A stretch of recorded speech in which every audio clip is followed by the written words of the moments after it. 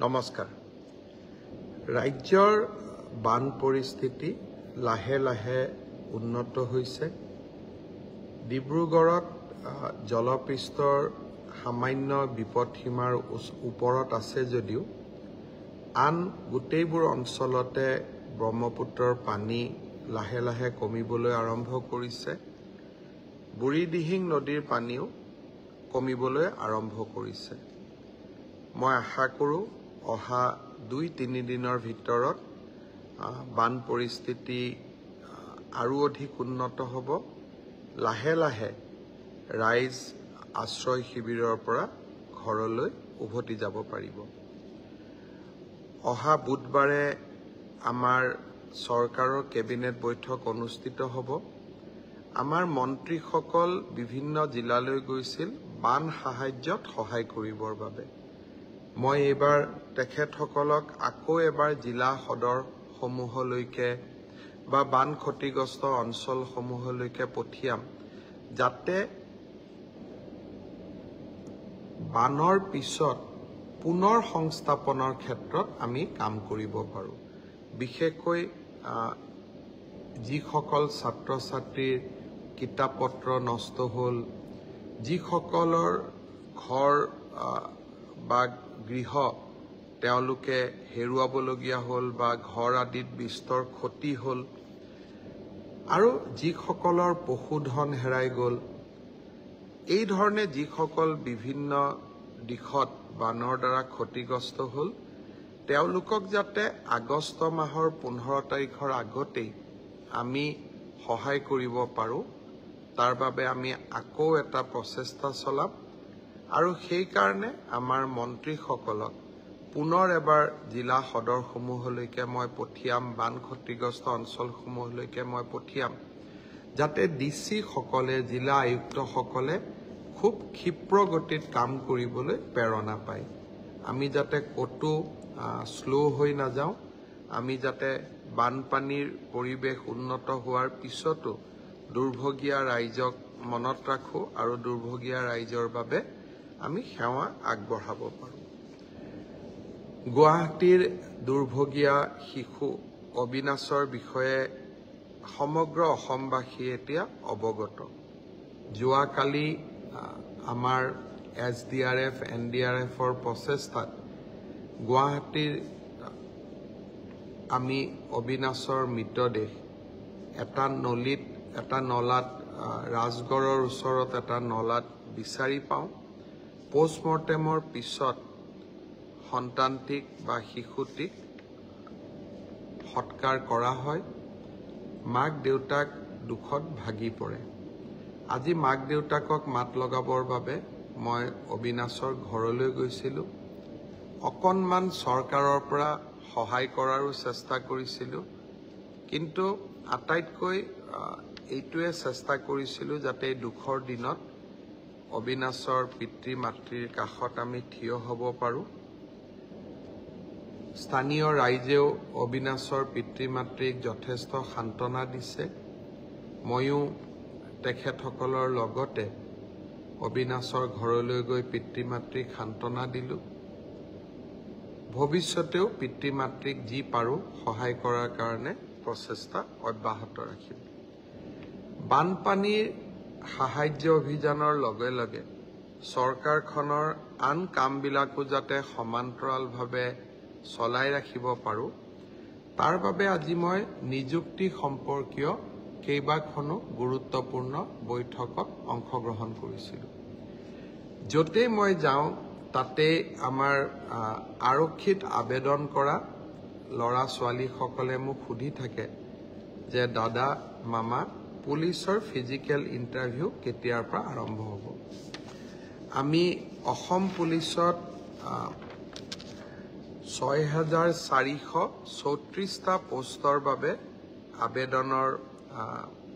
প্ৰক্ৰিয়া আৰম্ভ কৰিছিলোঁ, আৰু আজি আমি সিদ্ধান্ত ল'লোঁ যে অহা 3 অক্টোবৰৰ পৰা পুলিচৰ ফিজিকেল টেষ্টসমূহ আৰম্ভ হ'ব। গতিকে মই সকলোকে অনুৰোধ কৰিম যে বানপানীৰ যেতিয়াই পানী শুকাব আমাৰ খেলপথাৰসমূহ মুকলি হ'ব আমি দৌৰা প্ৰেক্টিছ আৰম্ভ কৰিব লাগে কাৰণ 3 অক্টোবৰৰ পৰা অসম আৰক্ষীৰ ফিজিক্যাল টেষ্ট আৰম্ভ হ'ব মোৰ লক্ষ্য হৈছে যে ফিজিক্যাল টেষ্ট ৰিটেন আৰু ভাইভা তিনিওটা প্ৰক্ৰিয়া সম্পূৰ্ণ কৰি এই বিত্তীয় বৰ্ষতে আমি যাতে এই 6434টা পদ ভৰ্তি কৰিব পাৰো এটা সুন্দৰ নিযুক্তি প্ৰক্ৰিয়াৰ মাজেৰে লৰা ছোৱালীক নিযুক্তি দিব পাৰো আৰু তাৰ লগে লগে 2025 চনৰ বাবে আকৌ এবাৰ নিযুক্তি প্ৰক্ৰিয়া আমি যাতে আৰম্ভ কৰিব পাৰো বিভিন্ন স্থানত গলে ছাত্ৰ ছাত্ৰীসকলে এডিআৰইৰ পৰীক্ষাসমূহ কেতিয়া অনুষ্ঠিত হ'ব সেই বিষয়েও মোক প্ৰশ্ন কৰে আজি আমি সেই বিষয়েও এখন বৈঠক কৰিছিলো এডিআৰইৰ আসাম ডাইৰেক্ট ৰিক্ৰুটমেন্ট এক্সামিনেশ্যন যাক আমি চমুকৈ এডিআৰই বুলি কওঁ এডিআৰইৰ গ্ৰেড 3 পোষ্টসমূহৰ পৰীক্ষা 15, 22 আৰু 29 ছেপ্টেম্বৰত অনুষ্ঠিত হ'ব মই আকৌ এবাৰ কৈছো যে গ্ৰেড 3 পোষ্টসমূহৰ বাবে ইন্টাৰভিউ 15, 22 আৰু 29 ছেপ্টেম্বৰত অনুষ্ঠিত হ'ব এই পৰীক্ষা এবাৰ লোকসেৱা আয়োগে পতা পৰীক্ষাৰ আৰ্হিত হ'ব প্ৰথমতে প্ৰিলিমিনাৰী পৰীক্ষা হ'ব তাৰ পিছত মেইনছ হ'ব আৰু মেইনছৰ পিছত আমি ভাইভা প্ৰক্ৰিয়াৰ মাজেৰে আমি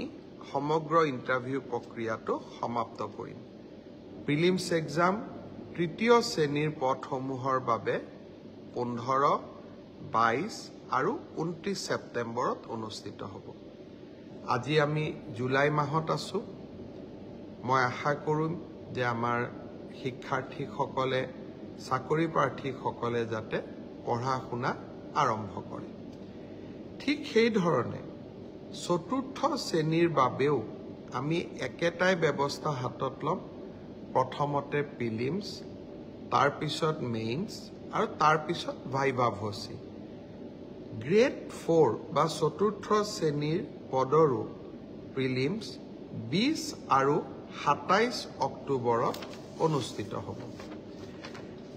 আমাৰ গ্ৰেড 3 প্ৰায় 7500 পোষ্ট আছে আৰু গ্ৰেড 4ত প্ৰায় 4500 বা আৰু অলপ 100-200 বেছি ইমানখিনি আমাৰ পোষ্ট খালী হৈ আছে এটা স্বচ্ছ নিযুক্তি প্ৰক্ৰিয়াৰ মাজেৰে আমি এই পদখিনি পূৰণ কৰিম এলিমেণ্টাৰী এডুকেশ্যন প্ৰাথমিক শিক্ষা বিভাগৰ শিক্ষকসকলৰ নিযুক্তিৰ প্ৰক্ৰিয়াও খুব সোনকালে আৰম্ভ হ'ব অৱশ্যে সেকেন্ডাৰী এডুকেশ্যনত আমাৰ অকণমান সময় লাগিব কাৰণ প্ৰথমবাৰৰ বাবে অসমত আমি গ্ৰেজুৱেট টিচাৰ মেথছ বুলি এটা নতুন পদ সৃষ্টি কৰিব খুজিছো আমাৰ স্কুলবিলাকত হাই স্কুলবিলাকত ইমান দিনে গ্ৰেজুৱেট টিচাৰ সায়েন্স আছিলে মেথছৰ বাবে সুকীয়া শিক্ষক নাছিলে যোৱা কালি শিক্ষা বিভাগৰ লগত মই বহুত দেৰি বহিছিলো আৰু আমি এটা সিদ্ধান্ত লৈছো যে আমাৰ হাই স্কুলবিলাকত গ্ৰেজুৱেট টিচাৰ মেথছ বুলি এটা সুকীয়া পদ হ'ব লাগে যাতে গণিতৰ ওপৰত আমি একোজন শিক্ষক নিযুক্তি দিব পাৰো গণিতৰ শিক্ষক নোহোৱা বাবে আমাৰ স্কুলসমূহত শিক্ষা ব্যৱস্থাত বহুত জটি পৰে শিক্ষা বিভাগে কেইবা হাজাৰো বিশেষকৈ প্ৰথম অৱস্থাত প্ৰায় 2000 গণিত শিক্ষকৰ পদ সৃষ্টি কৰিব লাগিব সেয়েহে মাধ্যমিক শিক্ষকৰ নিযুক্তি প্ৰক্ৰিয়াটো এমাহ বা দুমাহ পিছত আমি আৰম্ভ কৰিম সেই হলেও মোৰ লক্ষ্য যে এই গোটেই পোষ্টখিনি গ্ৰেড 3 7600 গ্ৰেড 4ত 5000 পুলিচত 6434 এলিমেণ্টাৰী এডুকেশ্যনত 5550 গৰাকী শিক্ষক সেকেন্ডাৰী এডুকেশ্যনতো প্ৰায় 8000 শিক্ষক এই গোটেই অৰ্থাৎ প্ৰায় 35000 নিযুক্তি আমি মাৰ্চ মাহ বা এপ্ৰিল বিশেষকৈ বহাগ বিহুৰ আগতে আমি শেষ কৰিব খুজিছো ছাত্ৰ ছাত্ৰীসকল যুৱক যুৱতীসকল নিকা নিযুক্তি মোৰ দায়বদ্ধতা আছিল বহু সময়ত বহুতে কয়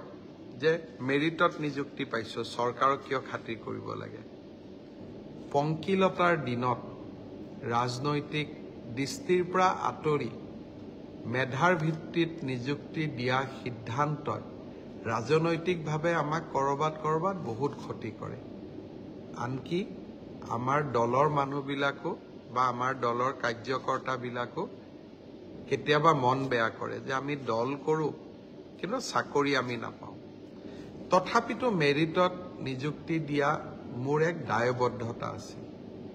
আৰু সেই দায়বদ্ধতা পালন কৰাৰ বাবে মই আকৌ এবাৰ সাজু হৈছো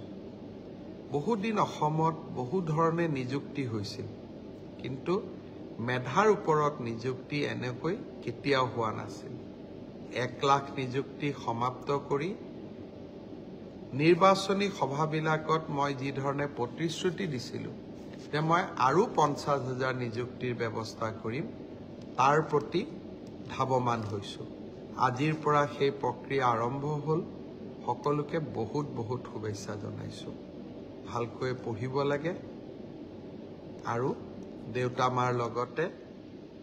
সকলোৰে সুনাম বৃদ্ধি কৰিব লাগে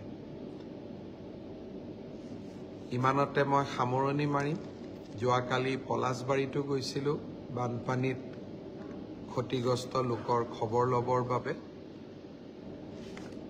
আজি গুৱাহাটীৰ বাহিৰত যোৱা হোৱা নাই কাৰণ অবিনাশৰ ঘৰত যাব পাৰি এইবাৰ আমাৰ ৰাজ্যখনত আমি মহাবিদ্যালয়সমূহত 1 লাখতকৈ অধিক ছাত্ৰ ছাত্ৰী বিনামূলীয়া নাম ভৰ্তি কৰিছো অৱশ্যে মোৰ ওচৰত অভিযোগ আছে দুই এখন কলেজে 650 টকাকৈ ছাত্ৰ ছাত্ৰীসকলৰ পৰা নাম ভৰ্তিৰ সময়ত লৈছিলে অহা পৰহি 10 তাৰিখে মহাবিদ্যালয়সমূহক নাম ভৰ্তি বিনামূলীয়া কৰাৰ বাবে তেওঁলোকৰ যিমান ক্ষতি হ'ল সেই সমুদায় টকা আমি মহাবিদ্যালয়সমূহক উভতাই দিম প্ৰায় 60 কোটি টকা সেই দিনাখনে মই মহাবিদ্যালয়ৰ অধ্যক্ষসকলক অনুৰোধ কৰিম যে আমি নাম ভৰ্তিৰ সময়ত 600 টকাকৈ লোৱাৰ যি অভিযোগ আছে সেই অভিযোগবিলাক যাতে মিছা বুলি প্ৰমাণ কৰি অসত্য বুলি প্ৰমাণ কৰি আমি ছাত্ৰ ছাত্ৰীসকলক সেই 600 টকাটো উভতাই দিওঁ বহুত ধন্যবাদ শুভৰাত্ৰি